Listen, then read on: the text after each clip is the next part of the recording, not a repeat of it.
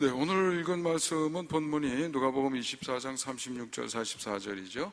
지난주에는 마태복음인데 지난번에는 누가복음을 읽었습니다만 사실 같은 성격에 있는 내용이에요. 누가복음에서 마태복음으로 왔지요. 네, 마태복음 24장 전반부의 내용이 지난주에 다뤘던 누가복음의 그 내용하고 이제 같은 내용이 되겠습니다. 누가복음에서 본다고 하더라도 그 다음 연결되는 부분이 되겠죠. 오늘은 이제 그 스탠다드 렉셔너리에서 마태복음 24장 36절부터 44절을 제시했기 때문에 제가 그 말씀을 다루는데 지난주 말씀의 연장선상이다, 이렇게 생각하면 되리라고 생각이 됩니다.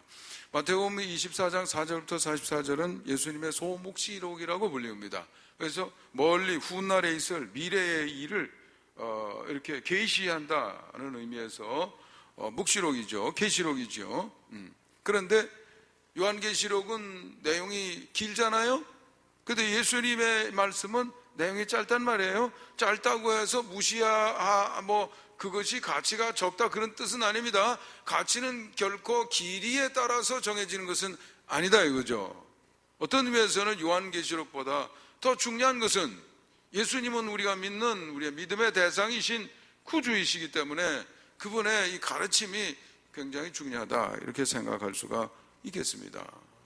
그래서 소묵시록이라고 불리우는 부분을 함께 보겠는데요, 24장의 4절부터 44절까지 내용을 훑어보면 성전에 대한 자랑에서 예수님이 그거 돌 하나도 도리에 남지 않고 무너질 것이다 라고 했을 때 언제 그 일이 일어나겠습니까? 라고 하는 질문에서 자연스럽게 종말에 대한 이 묵시록의 말씀으로 이렇게 전환이 됐다. 그래서 지난주 우리가 보았던 내용들은 여러 가지 징조가 있을 거라는 거예요. 네, 다양한 징조가 있을 것이다. 오늘의 말씀에 이르러서는 징조는 있지만 그날 그것이 명확하게 찝어서 말할 수 있는 것은 아니다, 이거죠. 그렇기 때문에 어떻게 살아야 되는가? 항상 깨어서 살아야 된다. 요약하면 이제 그런 내용이 되겠습니다. 한번 직접 읽어보면서 성경 본문의 내용을 우리가 익숙하게 하도록 하겠습니다. 36절 한번 우리 같이 읽어보죠. 시작. 그러나 그날과 그때는 아무도 모르나니 하늘의 천사들도 아들도 모르고 오직 아버지만 아시느니라. 그래서 아무도 모른다 이거예요. 누구만 아신다고요? 아버지만 아신다 이거예요. 천사들도 모르고 아들도 모르고 예수님도 모르신다 이거예요. 네. 그러니 이 세상에 혈육을 가지고 살아가는 사람이 어떻게 알겠느냐 말이죠. 그럼에도 불구하고 지금 수많은 종말론 관련 이단들이 얼마나 많습니까?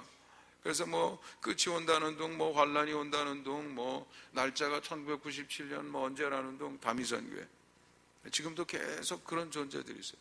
얼마나 현혹하는 사람들이 많은지 몰라요. 2009년 통계에 의하면 우리나라 자칭 하나님이 40명 된다고 그래요. 하나님이 우리나라도 그렇게 많으시. 미혹되면 안 돼요. 특별히 미래의 일이라고 하는 것은 여러분이 가질 증거가 없어서 판단하기 어렵습니다. 그래서 미혹하는 사람들은 대개 그렇게 하지요. 아니면 내가 그 계시받았다든지 그럼 어떻게 입증하겠어요? 주장하는 게 전부가 되죠. 아니면 성경은 비유로 풀어야 된다. 신천지 비유로 풀어야 된다. 너희들은 풀 수 있는 안목이 없지? 내가 얘기해 줄 테니까 들어. 기준이 없어요. 그렇게 얘기할 때 그런 건 다 가짜입니다. 조심하셔야 돼요. 냉철하게 근거가 있고 이치가 있고 판단할 수 있도록 하나님께서 역사하시죠. 그렇게 역사하시는 것은 아니다. 그러니까 언제든지 미혹되지 않기 위해서 조심해야 됩니다. 우리가 미혹될 수 있는 가능성이 너무 많은 것이 인간이에요. 요즘 무슨 돈 털어가는 것도 얼마나 수단이 자꾸 듭니까? 얼마 전에도 제가 얘기했는데 그런 경험담이 올라왔어요. 자동차에다가 어디 파킹해놨더니 말이죠, 쪽지 하나가 탁 붙었는데 야 XX 뭐 이렇게 해놓고는 전화해! 그러고 전화번호를 싹 적어놨어요. 그러니까 화가 나가지고 아무리 내가 혹시 파킹을 잘못했다고 그래도 그렇지 XX가 뭐야? 신경질이 나서 누구야? 그러고 이제 전화를 팍팍팍 눌러가지고 그러면 띠리 안 받아요. 그래서 전화 딱 끊고 몇 초 있으면 문자가 딱 옵니다. 30만 원 빠져나갔습니다. 조심해야 된다는 거예요. 예. 항상 깨어 있어야 돼요. 언제 당할지 모릅니다. 세상에 가득해요. 우리를 미혹시키려고 하는 사람들이 많습니다. 성경 말씀에 의하면 두 가지 유형이 있습니다. 협박, 우는 사자의 모습으로. 그래서 전화해가지고 보이스피싱 그렇잖아요. 당신 아들 우리 손에 있어. 뭐 저쪽에서 두들겨 패는 소리에 으악 소리 나게 하고 돈 보내. 이렇게 하는 방법이 하나 있고요. 그 다음에 구세주처럼 광명한 천사처럼 다가오는 거죠. 아주 나를 위해서 사는 사람이에요. 그 사람은. 나를 잘 되게 하기 위해서 존재하는 존재고, 이번 투자만 하면 팔자 필 테니까 알아서 해. 가짜들이 많습니다. 조심해야 돼요. 영적인 미혹하는 손길들이 많은 것을 기억하시기 바랍니다. 37절부터 39절까지 한번 읽어봅니다. 시작. 노아의 때와 같이 인자의 맘도 그러하리라. 홍수전에 노아가 방주에 들어가던 날까지 사람들이 먹고 마시고 장가들고 시집가고 있으면서 홍수가 나서 그들을 다 멸하기까지 깨닫지 못하였으니 인자의 맘도 이와 같으리라. 네, 모르기 때문에 예수님이 그날 상황이 어떻게 될지를 말씀해 주셨어요. 노아 홍수 때와 비슷하다는 거예요. 그때 사람들이 아무런 감각이 없었어요. 심판이 있을 거라는 의식이 없었습니다. 그러니까 홍수가 임하던 그 순간에도 사람들은 시집가고 장가가고 일상 속에 묻혀서 그냥 살고 있었다는 거예요. 비가 오니까 오늘 비 오는 날인가 봐. 어제는 맑았는데 그러고 지나갔단 말이에요. 그 다음날도 계속 비가 오니까 어이구 이틀이나 오네. 한 일주일 가니까 장만가마. 몰라요. 지금 사망이 이루고 있는데도 몰라요.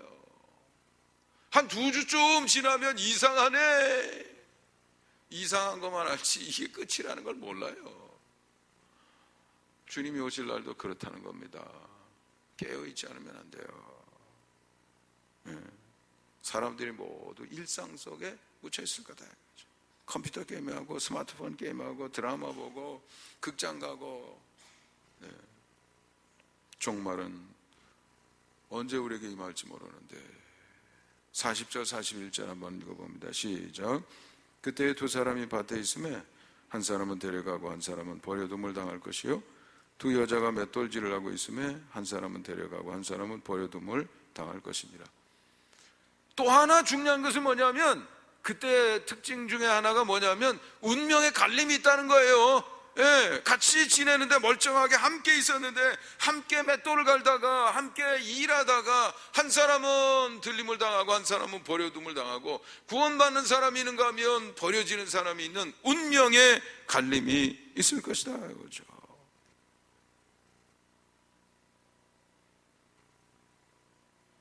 상당히 심각한 얘기다 이거예요. 42절부터 44절까지 한번 읽어보겠습니다. 시작. 그러므로 깨어있으라. 어느 날에 너희 주가 임할는지 너희가 알지 못함이라.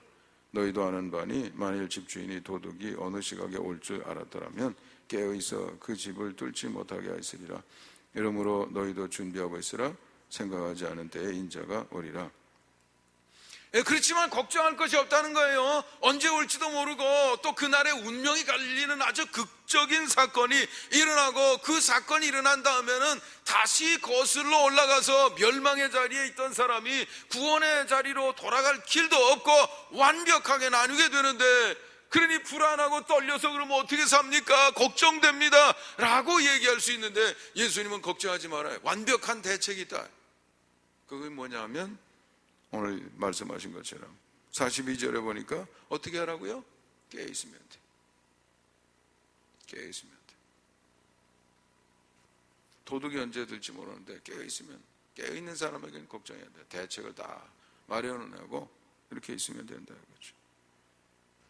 언제 올지 몰라도 언제 오시더라도 상관이 없이 준비된 상태에 있다고 하면 언제라도 주님 앞에 서게 될 때 주님이 넌 100점짜리야 인정할 수 있는 그런 상태에 있다고 하면 언제라는 게 무슨 의미가 있겠냐 말이죠. 상관이 없다 이거예요.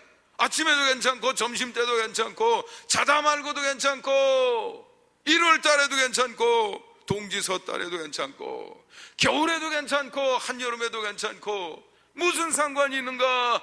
주님이 언제 오시더라도 나는 준비되어 있는 주님 원하시는 삶을 오늘도 나는 살아가고 있습니다 라고 이야기할 수 있다고 하면 걱정할 것이 없다 이거죠. 두려워하지 마라. 깨어있는 삶을 살아가라. 그날의 운명이 갈린다니까 이거 얼마나 중요한 토픽인지는 여러분 아실 줄 압니다. 우리 각성된 마음을 가지고 있어야 돼요. 우리도 모르다가 보면 현실에 자꾸 함몰이 돼. 지금 내 눈 안에 손 안에 있는 것에 자꾸 마음이 다 뺏겨버려요. 이게 뭐 문제가 안 풀리고 뭐 어쩌고 저쩌고 해서 거기에 이게 우리 생각이 다 거기에 다 뺏길 때가 얼마나 많은지 몰라요. 시야를 들어야 돼. 날마다 일상 속에 여러분의 일상이 다 소중하죠. 네, 그걸 무시하라는 얘기는 아닙니다. 그걸 소중히 여기고 살아가야 되는데 거기에 함몰돼서 살아가는 것이 아니라 큰 시야를 가지고 다시 오실 주님을 의식하면서 주님의 입장에서 주님의 뜻을 헤아리면서 내가 정욕으로 살아가는지 하나님의 뜻을 따라 살아가는지 늘 점검하면서 일상 속에 나의 그 일들을 말이죠 다루고 판단하고 행하라는 것이죠. 깨어있는 삶을 살아가는 것입니다. 네, 여러분 과연 종말 의식이 여러분에게 있기는 합니까? 주님의 서는 날, 앞에 서는 날 대비하며 살아가고 있냐 이거죠. 언제라도 그 날이 될 수 있다는 생각을 가지고 살아가고 있냐 이거죠. 오늘 저녁에 지구의 종말이 안 온다고 하더라도 혹시 나 개인의 종말이 다가올 수는 있지 않을까? 혹시 그런 위기의식이나 종말의식을 여러분은 가지고 있냐 말이죠. 그런 경각심을 가지고 살아가고 있느냐 말이죠. 유명한 실존주의 철학자이고 기독교 사상가 아주 그 철저하게 이 결단된 신앙을 살았던 유명한 사상가 중에 킬케골이라고 하는 사람이 있는데 종말 의식이 없어진 것을 이렇게 비유로 설명을 했습니다. 극장 안에서 사람들이 모여서 연극을 보고 있는데 극장 밖에 불이 나서 지금 극장 전체가 화마에 휩싸이게 돼서 그럼 다 죽는 거예요. 그런데 그것을 잘못 얘기하면 그 많은 사람들이 우르르 문도 얼마 안 되는데 몰려나가면 여러분 아시잖아요. 왜 그 경기장 같은 데서 우르르 몰려나가다가 밟히고 그래서 죽고 피해가 얼마나 큽니까? 그러니까 배우가 그것을 섣불리 발표도 하지도 못하고 놀라게 하지 않게 하기 위해서 차분하게 여러분 차분하게 잠깐 제 말에 귀 기울여 주세요. 아니 너무 걱정하지 마시고요. 그냥 조용히 들으시면 돼요. 지금 밖에 불이 났는데요. 네, 불이 나면 어떻게 되나요? 큰일 나겠지요. 그러니까 어떻게 될까요? 나가야 되겠지요. 어떻게 나가야 될까요? 몰려나가면 사고 납니다. 그러니 차례차례 천천히 긴 호흡을 하고 나가세요. 얘기를 하니까 관객들이 까르르 웃으면서 나가자 빠지는 거예요. 어떻게 연극을 해도 저렇게 실제처럼 하냐고. 실감나네 실감나. 불났다는데도 연극인 줄 알고 말이죠. 마치 그와 같다 이거예요. 주님 다시 오실 날 주님 우리에게 경고하셨는데 그 의식 없이 살아가는 것은 마치 그와 같다. 중요한 주제다 이거죠. 오늘 제가 이 말씀을 근거로 해서 여러분에게 조금 심층적으로 설명해 드리기 위해서 제 설명을 안내할 질문을 이렇게 한번 만들어 봤어요. 예수님 말씀 이해는 되는데 그런데 우리 구원 어떻게 받냐 이거죠. 믿음으로 받는 거 아닙니까? 여러분 믿기로 다 작정하셨어요, 예수님? 네? 그러면 나 지금 예수님 믿고 있고 교회 다니고 있는데 그러면 도대체 걱정할 게 뭐 있습니까? 아무렇게나 살아도 나 예수님 믿어요. 그럼 구원받을 거 아니에요? 그날 나는 당연히 들림받는데 그 자리에 있겠지요. 아니 예수님 믿음으로 말미암아 구원받는다는 기본적인 교리 핵심도 모르시는 거예요? 믿음으로 말미암아 구원받는다는데 아니 뭘 또 깨어서 경각심을 가지라고 그러시는 거예요? 혹시 그런 의미는 안 들으세요?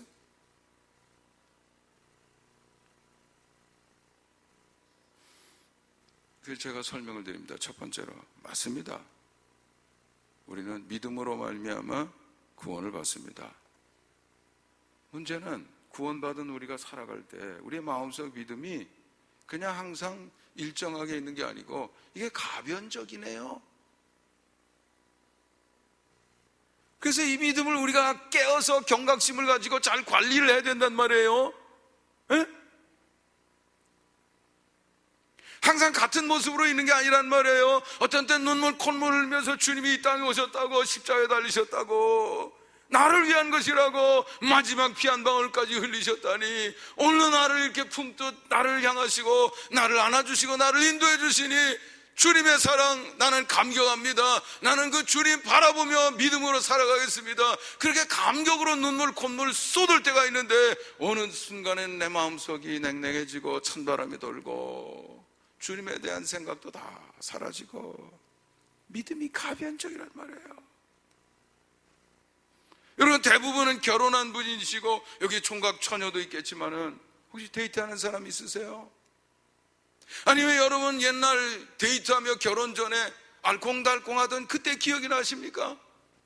그때 가슴에 불이 활활 타오르고 당신 없이는 살 수 없을 것 같은 당신 없이는 다 뭐 인생 전체 지구고 뭐고 모든 것이 다 의미가 다 없고 사라질 것 같이 느껴져서 가슴이 벌렁벌렁하고 잠자리에 들어도 자꾸 그 사람만 생각나던 그때 기억이 나냐 이거예요.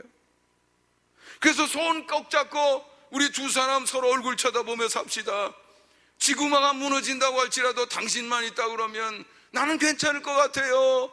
그러면서 고백하던 그 시간 생각이 나냐 이거죠. 그 마음을 가지고 서로 대화를 나누고 교제를 하게 되고 마침내 결혼에 꼴이 나는 거 아니에요? 그 마음이 있기 때문에 수많은 증인들 앞에서 검은 머리 파풀이 될 때까지 나는 당신만을 아내로 삼겠다고 나는 당신만을 남편으로 삼겠다고 그렇게 결혼하지 않았나요? 그런데 그 믿음 또 그 생각 활활 타오르던 그 감정 잠자리에 누워서도 그 사람 얼굴이 왔다 갔다 하던 그 마음 그 심정 변하지 않던가요? 그게 안 변한다고 하면 왜 결혼한 다음에 신혼여행 가서 헤어지냐 이거예요. 왜 1년 만에 헤어지냐 말이에요. 내가 자식 키우느라고 내가 참고 무던히 참았는데 이제라도 당신 얼굴을 이제 그만 보고 살고 싶다고 황혼 이혼이 왜 생기냐고 말이죠. 그렇게 타오르던 그 마음이 가변적이기 때문에 당신 없이는 못 살겠다는 그 마음이 가변적이기 때문에 그렇게 꽃 싸들고 다 사오고 뻔질나게 찾아오고 뭐 밥 먹자 그러고 그냥 당신 선물 사주는 게 내 취미라고 나는 원하지도 않는데 자꾸 사서 떼밀던 그 행동 가변적이기 때문에 우리 신앙도 그래요. 하나님과 우리의 관계 어떤 때는 절실하게 느껴지시고 주님만 생각해도 눈물이 찔끔찔끔 나고 그렇게 되기는 하지만 여러분 마음속에 주님이 온데간데 없이 되어지는 그런 순간이 안 생기더냐고 말이죠. 주님이 어떤 분이십니까? 여러분과 주님 사이의 관계가 어떠냐 이거죠. 부부관계가 아니에요. 주님은 우리의 구원자입니다. 우리의 절대자입니다. 모든 것을 주관하시는 분입니다. 아까 찬양했잖아요. 그분 말씀에 우리는 무릎 꿇어야 돼요. 따라야 돼요.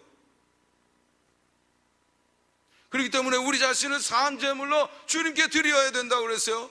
제물로 드리면 내 의식이 어디 있습니까? 내 주장이 어디 있습니까? 내 고집이 어디 있습니까? 내 원하는 것이 어디 있습니까? 명령하는 대로, 말씀하시는 대로, 지휘하시는 대로 따르겠습니다. 이렇게 돼야 되는데 믿음의 세 가지 요소 중에 하나님과의 관계, 그 요소도 가변적이다 말이죠. 깨어있지 않으면, 그래서 자꾸 우리 마음을 그 상태로 돌리지 않으면 주님이 있는 듯 없는 듯, 예수님이 지적하신 것처럼 하나님은 형식적으로 믿고 두주인 현상, 실제는 재물을 섬기는 그런 상태로 바뀌어지게 된다. 주님의 명령을 따라 살아가는 것이 아니라 내가 주님이 내 욕심, 내 욕망, 내 뜻 이루어 주시는 심부름꾼처럼, 지니처럼 나를 따라다니라고 하는 그런 마음을 가질 때가 얼마나 많냐. 이게 가변적이다, 가변적이다 이거죠. 우리의 마음도 가변적입니다. 우리의 마음, 그렇게 활활 타오르던 영적인 불꽃이 어느 절에 사라지고 말이죠. 지켜야 되는데 내가 결혼할 때 아내에 대해서, 남편에 대해서 가졌던 그 마음이 사라지면 안타깝게 생각하면서 내 마음속에 열정을 자꾸 끌어올려서 그 얼굴을 쳐다볼 때마다, 그래, 내가 당신 선택하기를 잘했어, 이 마음을 늘 유지해야 되는데 말이죠. 부부 사이, 하나님에 대해서도 마찬가지죠. 갈수록 주님에 대한 열정이 더 뜨거워지고 이렇게 돼야 되는데, 여러분이 깨어있지 않으면 그게 자꾸 발전해 가는 것이 아니라 무너져 간다, 허물어져 가고 약해져 간단 말이죠. 사는 것도 역시 마찬가지입니다. 사는 것도, 각성된 마음으로 열심히 살아야 되는데, 아무리 다짐하고 가슴에 불꽃이 타오른다 그러면 뭐합니까? 쓰레기도 안 버려주고 귀찮은 건 다 시키고, 이를테면 말이죠, 중요한 건 다 자기 마음대로만 하려고 그러고, 그러면서도 날 사랑한다 얘기할 수 있겠냐 이거죠. 마찬가지로 하나님과 우리 사이도 마찬가지입니다. 내 고집을 앞세우기 전에 하나님의 뜻을 존중하게 무릎 꿇어 받들면서 내 자존심을 무너뜨리고 내 이익을 포기하고 스스로 쳐서 복종시키면서까지 주님의 뜻을 따르려고 하는 노력과 결단이 내게 있냐 이거죠. 그게 가변적이에요. 그래서 깨어 있어야 돼요. 지켜야 돼요. 결혼해서 10년, 20년 지나서 딴 여자 만나기 시작하고 딴짓하기 시작하면서도 따지고 물으면, 무슨 소리야? 결혼할 때 나 약속한 거 있잖아. 옛날 그 얘기 하겠냐 이거죠. 그걸로 결혼 생활이 유지되는 것이 아니라 지금 이 순간 당신이 나한테 가지고 있는 마음이 어떤 마음이냐, 이게 중요한 거잖아. 구원받을 때의 그 믿음, 우리를 하나님의 백성으로 회복시켜 주셨지만 우리는 그 순간순간 여전히 내가 하나님을 향해서 어떤 마음을 가지고 있는가, 어떻게 내가 그 마음을 삶 속에 행동으로 옮기는가, 이런 것이 늘 그 순간순간의 기준이 되는 것이거든요. 그게 가변적이에요. 그래서 깨어 있어야 돼요. 지켜야 돼요. 간절하게 만들어야 돼요. 합당하게 만들어야 된다는 거죠. 그렇지 않아서 넘어가는 사람들이 얼마나 많이 있습니까? 시내산에서 언약 맺을 때 이스라엘 백성들 감격으로 3일 동안 잔치를 벌이고 춤을 췄어요. 조금 있다가 금송아지 만들지요. 이게 난리입니다. 난리예요. 반역을 하지요. 고라당에서 또 반역하지요. 얼마나 많은 사건이 생깁니까? 그 뒤로 결국 맨 마지막에 다 멸망하기까지. 신약시대도 마찬가지죠. 예수님 따르겠다고, 제자 되겠다고 자원했던 사람, 요한복음 6장에 보니까 제자들이 다 떠나더라 이거죠. 긴장하지 않으면 실족하게 돼 있어요. 예수님의 심지어 12제자 중에서도 그런 사람이 있습니다. 여러분 유다서나 요한서 또 바울서신 보면 그런 사례들이에요. 너무나 많이 나옵니다. 중간에서 시작한 믿음 끝까지 지키지 못하고 정욕을 구하다가 넘어지는 사람들, 사례들 많이 있다 이거죠. 그래서 깨어 있어야 됩니다. 믿음으로 구원받는 건 맞지만 우리의 마음속 믿음이 가변적이기 때문에 각성해서 지켜야 된다. 두 번째로, 믿음으로 구원받는 건 맞지만 내가 가진 그 믿음, 하나님이 인정하실 만한 것입니까? 그 판단을 누가 하시냐면 하나님이 하신다 이거죠. 그러니까 깨어 있어야 돼요. 늘 긴장해야 돼요. 자만하면 안 돼요. 하나님의 마음에 정말 하나님이 판단하실 때 그 기준에 맞는 것일까? 늘 자기 점검이 필요하다 이거죠. 여러분의 생각이 여러분의 운명을 결정합니다. 미래가 달라져요. 생각이 얼마나 위대한 것인지. 생각하는 대로 다 이루어집니다. 생각하는 대로 이루어져. 그게 뭐 마술처럼 된다는 뜻이 아니에요. 여러분이 어떤 것이든지 고집스럽게 생각하고 또 생각하고 생각하고 또 생각하고 깊이 있게. 근데 그렇게 생각하는 능력들이 대개는 확보가 되어 있지 않습니다. 성경은 그것을 마음에 새겨서 그 안에 푹 빠져 있으라고 하는 것인데 주야로 묵상하라. 현대 언어로는 그걸 몰입이라고 합니다. 몰입 상태에 들어가게 되면 생각이 안 되는데 그래도 그걸 품고 또 생각하고 있다가 보면 어느 순간 임계점이 지나게 되면 그 다음에 아이디어가 막 폭발적으로 나오기 시작합니다. 무슨 일이든지 마찬가지예요. 섣불리 사업하면 다 실패합니다. 그런데 남의 밑에 가서 2년 3년 짜장면을 하더라도 배달하면서 또 생각하고 뭐가 이 성공의 열쇠일까 자꾸 생각하면서 아이디어를 찾은 사람은요, 짜장면 하나 가지고도 억대 매출을 올린다는 거예요. 그런 사람들 우리 많이 보지 않습니까? 그래서 우리 생각이 그렇게 중요한 거예요. 그런데 우리는 바른 판단을 하는데 너무 허점이 많아요. 개구리 얘기하시죠? 개구리를 뜨거운 물에 집어넣으면 확 튀어나가는데 미지근한 물에 넣어가지고 1도씩 이렇게 올리면 끓어가지고 삶아져도 가만히 있다. 아이고 좋다. 사람이 그래요. 사람이 똑같아요. 급격한 변화에는 대처를 하는데 서서히 바뀌는 것에 대해서는 내가 게을러서 공부 안 하고 하루하루 그것이 쌓여져서 내 운명을 결정하는데 학생들은 몰라요. 그리고 나중에 취직이 안 되면 활자가 더러워서 취직 안 된다 이렇게 생각한다 이거죠. 자기가 자기를 개발하는데 충분히 노력을 기울이지 않았는데 그 생각을 못한다 이거죠. 그렇기 때문에 깨어 있어야 돼요. 내 자신을 자꾸 성찰하면서 자꾸 들여다봐야 돼요. 하나하나 다 다시 보고 또 보고 꺼진 불도 다시 보자. 꺼진 불도 다시 봐야 돼.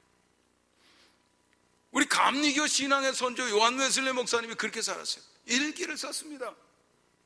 사소한 것까지 다 적었어요. 화장실 간 시간까지 적었어요. 하나라도 내가 1분 1초라도 낭비하지 않았나 말이죠. 그걸 가지고 자기를 점검했다는 거예요. 우리 감리교도가 감리교라는 뜻이 그런 규칙적인 자기 반성의 삶을 사는 사람들이라는 뜻입니다. 메소디스트.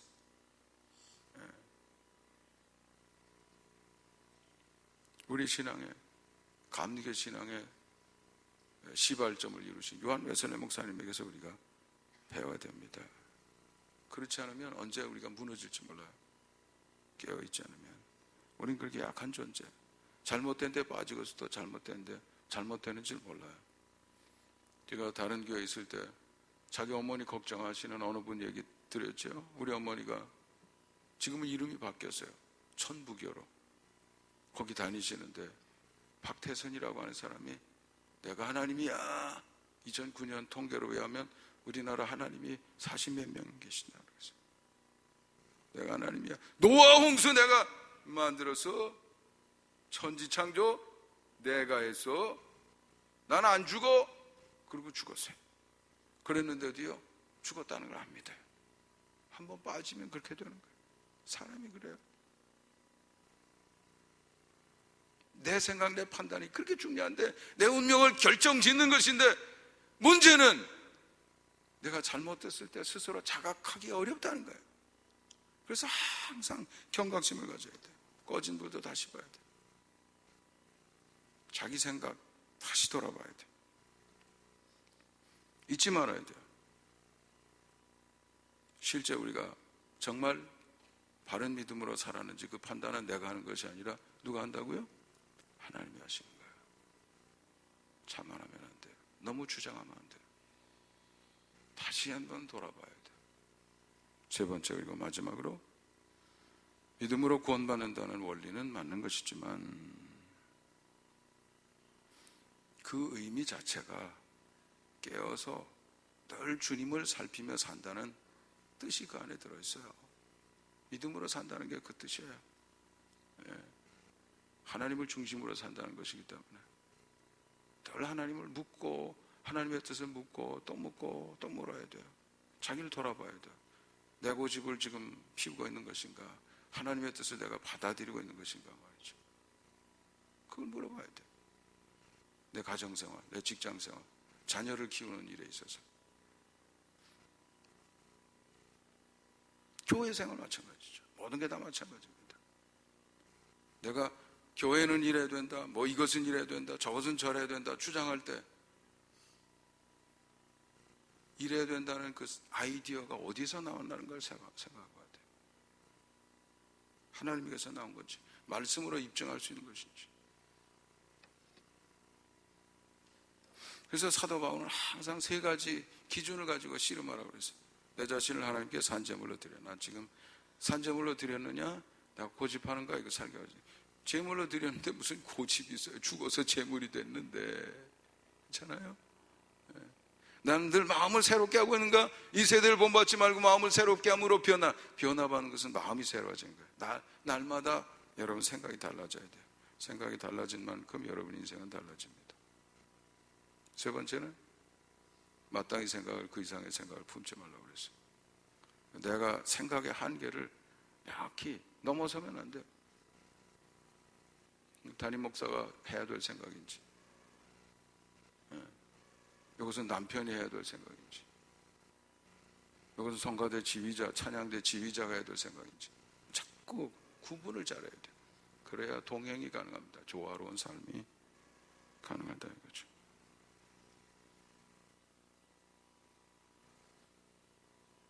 그래서 어떤 그 기도 운동에서는 우리하고 좀 다른 방법을 쓰는데도 제가 봤어요. 그래서 그거 괜찮은 방법이다, 제가 그렇게 느꼈던 일이 있습니다. 우리는 먼저 성경을 읽고 그것을 이해하고 거기서 제목을 잡아서 기도를 하는 그런 일반적인 큐티가 그런 스타일이죠. 근데 거기서는 성경을 먼저 읽질 않아요. 주님 앞에 마음을 비우고 아무 생각 없이 앉아요. 그래서 예수님의 이름을 불러요. 그렇게 10분, 20분, 30분 지나다가 보면 잘못이 생각날 때도 있고 마음속에 어떤 각성과 깨달음이 막 올라온다 이거예요. 그래서 그걸 붙들고 회개하기도 하고, 그래서 정결하게 되고 더 분명해지고 예리해진, 욕심에서 그만큼 탈피된 내적인 상태를 만든 다음에 그 다음에 성경을 읽는다는 거죠. 성경을 읽어도 자꾸 자기 방식대로 말이죠, 왜곡시키는 경우들이 얼마나 많습니까? 그래서 그 방법 참 괜찮다 생각했어요. 두렵고 떨리는 마음을 잃지 말아야 됩니다. 습관을 경계하십시오. 익숙해지면 분별하기 어렵습니다. 상식을 경계하십시오. 상식 속에 잘못된 게 얼마나 많은지 몰라요. 다수의 의견을 경계하십시오. 100사람이면 100사람 다 말해도 한 번 더 질문해봐요. 진짜 맞나? 기준은 뭐예요? 하나님의 뜻이죠. 확신이 들었을 때도 다시 한번 생각해 봐야 돼요.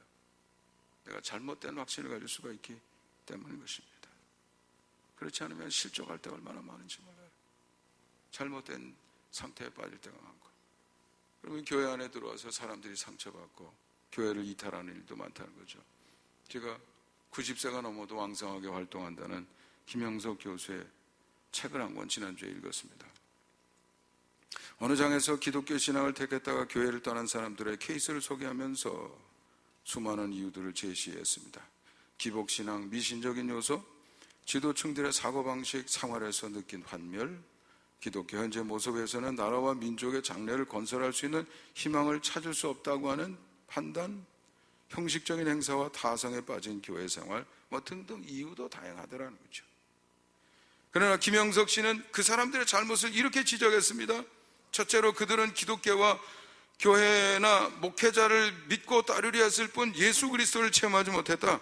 기독교회나 기독교 전통이라는 집 부근만 돌아다녔을 뿐 집안에 들어가 예수 그리스도를 만나지 못했다 이거죠. 혹시 여러분 아직도 변두리에서 왔다 갔다 하는 것은 아닙니까? 정말 예수님을 만났나요? 그 인격을 만났나요? 그 가르침에 단복하고 무릎을 꿇으셨습니까? 주님의 가르침, 그 교훈에 여러분의 목숨을 포함한 모든 것을 거셨냐 이거죠. 김영석 교수는 한 걸음 더 나가서 또 다른 문제점도 이렇게 지적했습니다. 둘째로 기독교를 떠난 그들은 인생의 궁극적인 의미와 삶의 영원한 진리가 그리스도와 기독교에 있음을 깨닫지 못했다. 인간이란 무엇인가를 깊게 깨닫고 인간의 완성이 구원에 있음을 깨달으며 역사의 목표와 최후의 긍정이 어디에 있는가를 묻고 그 해답으로 그리스도의 진리를 깨달았다면 그들은 어떤 경우에도 기독교를 떠나지 않았을 것이다. 체면이나 권세, 지위, 신분, 피상적인 문제들, 지연 말초적인 것들에 혹시 매여서 본질을 잃어버리고 있는 것은 아닌지 다시 한번 오늘 우리는 우리 스스로에게 물어야 되겠습니다. 정말 하나님이 움직이는 백성 맞나? 정말 하나님의 뜻만이 움직이고 다스리는 교회 맞는가? 내가 원하는 것을 들으려고 하는가? 주시는 말씀을 받으려고 하는가 말이죠. 정말 하나님만을 높이고 나는 그 앞에 더 낮추고 또 낮추려고 하는 의지를 가지고 있는 것은 맞나? 아직도 미망에 잡혀서 하나님을 거역하고 있으면서도 그 사실조차 깨닫지 못하고 있는 것은 아닌가? 잠시 눈을 감고 자신을 돌아보는 성찰의 시간을 갖기를 원합니다.